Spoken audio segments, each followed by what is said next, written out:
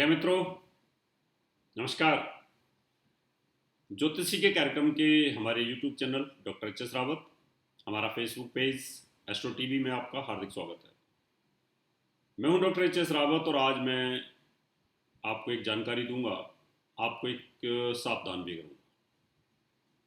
सावधान इसलिए करूंगा कि कभी कभी जब मैं अच्छी बातें बताता हूं तो मैं सावधान करने की प्रक्रिया भी बताता हूं और वो जरूरी भी होती है। गोचर के अंदर क्या होता है कि ग्रह घूमते रहते हैं।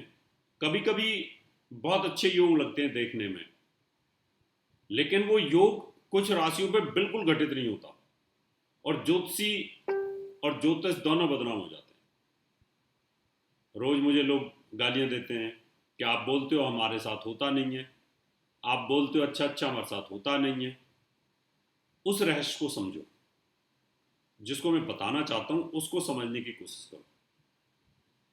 ये नियम है कि अगर आपके बचपन के भाग्य में जब पैदा हुए उस समय अगर आपकी कुंडली में कुछ अच्छा योग लिखा हुआ है तो निश्चित तौर पर उसके प्रभाव आपको जीवन में अब आएंगे। ये तो सच है। वही योग आज की डेट में आ जाए तो ये तो प्रधानमंत्री बनोगे। तो आज मैं आपको एक ऐसे योग की जानकारी दूंगा कि बुध शुक्र के घर में जाएगा और शुक्र स्वराशि में है। कुछ राशियों में शुक्र और बुध दोनों मित्र, परम मित्र का योग राजयोग कारक बनेगा, यानी राजा भी वही व्यक्ति बनेगा। लेकिन इसी योग में ये योग 12 जगह घटित होगा। मेष राशि में इनकी युति सेकंड हाउस में रहेगी, वृष राशि में ही रहेगी और मिथुन राशि में 12वें भाव में चली जाएगी।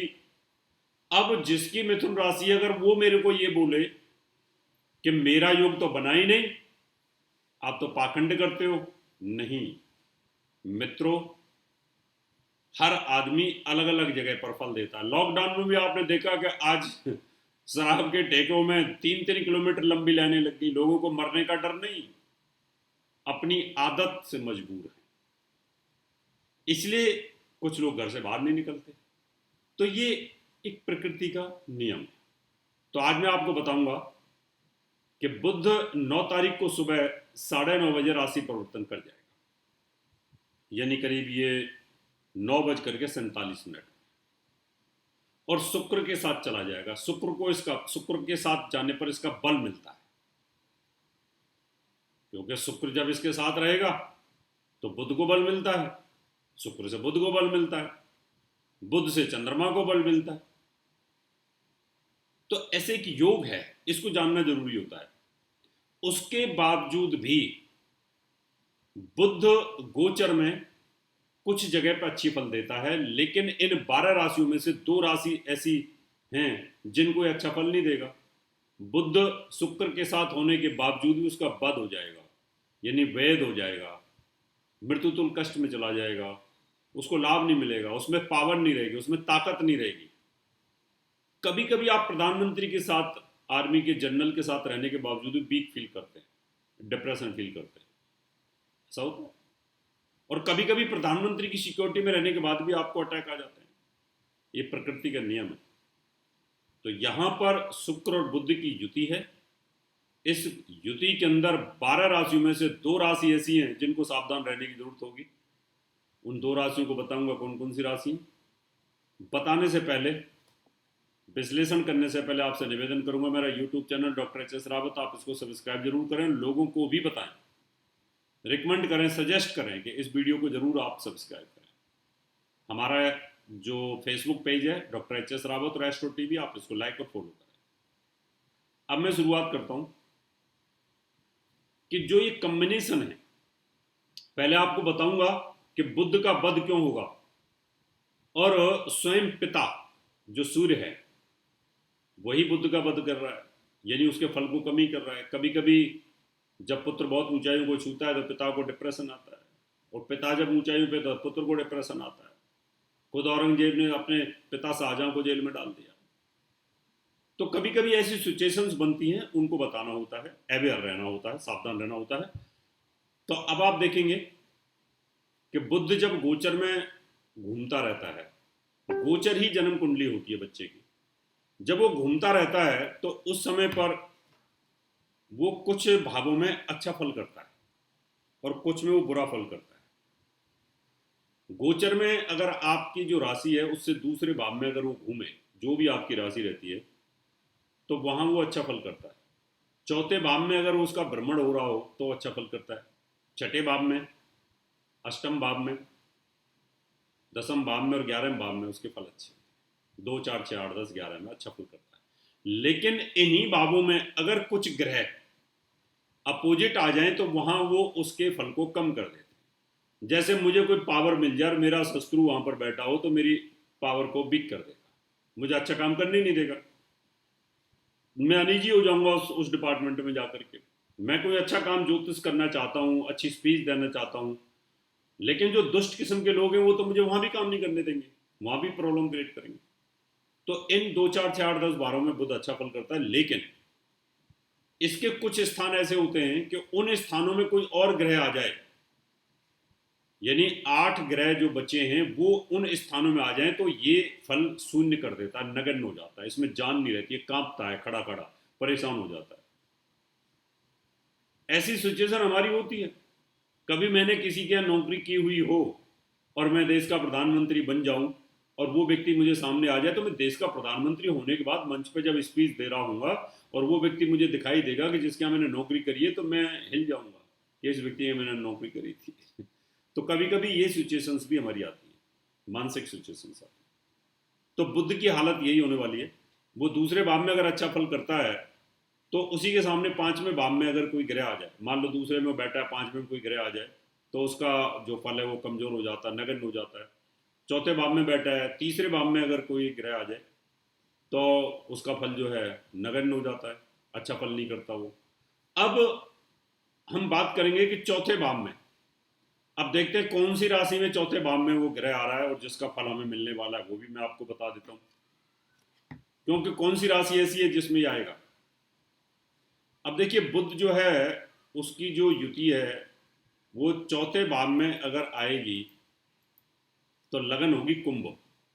अब कुंभ लगन के अंदर शुक्र और बुध की युति चौथे भाव में, और दोनों यहां बलवान हो जाते हैं, पावरफुल है। एक स्वराशि में बैठा है राजयोग बना करके, बालक नाम का राजयोग, एक तो केंद्र त्रिकोण राजयोग बना हुआ है, और यहां कारक भी और पावरफुल भी। लेकिन तीसरे भाव में सूर्य बैठने के कारण इसके फल को कमजोर कर देगा। तो आप समझ लें कि 14 तारीख की रात तक सूर्य यहां पर रहेगा, तो तब तक इसका फल कमजोर हो गया, तो ये जो है इसका बद हो गया।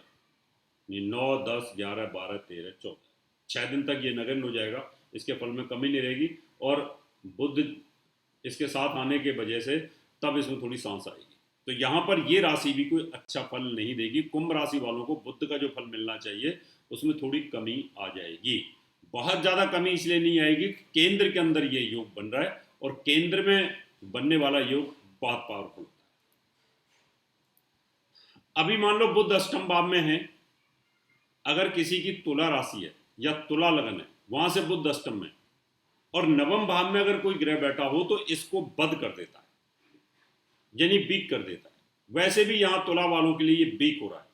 तुला राशि का स्वामी मृत्यु स्थान में, बुध भी यहां पर कमजोर है, मंगल की चौथी दृष्टि भी है, और सूर्य और राहु के पाप कर्तरी योग में आ गया।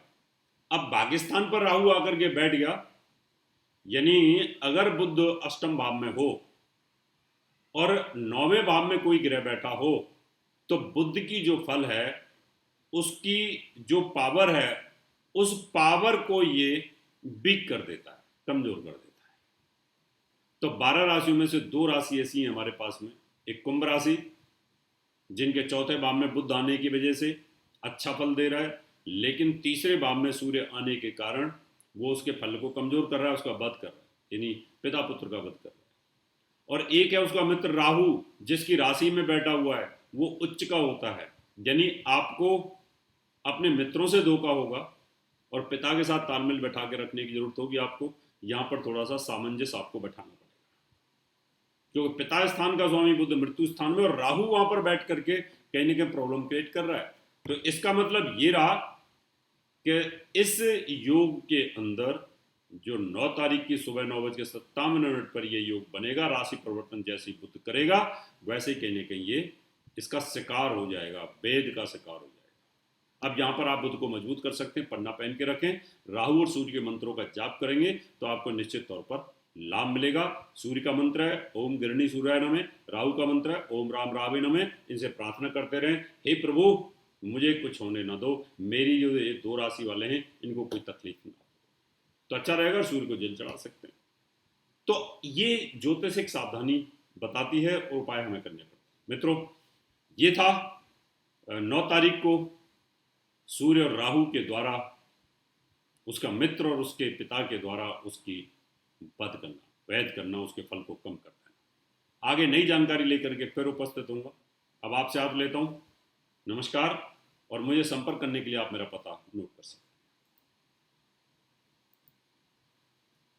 आते हैं तो हमें निम्न पते पर संपर्क कर सकते हैं। हमारा दिल्ली का पता है महर्षि पराशर ज्योतिष विद्यालय, C9 महिंद्रा पार्क, पंखा रोड, नजदीक C1 जनकपुरी बस स्टैंड, नई Delhi 59। Phone number 25638157, mobile number 9212286090, 9811144156, email info@astrohubworld.com, website www.drhsrawat.com।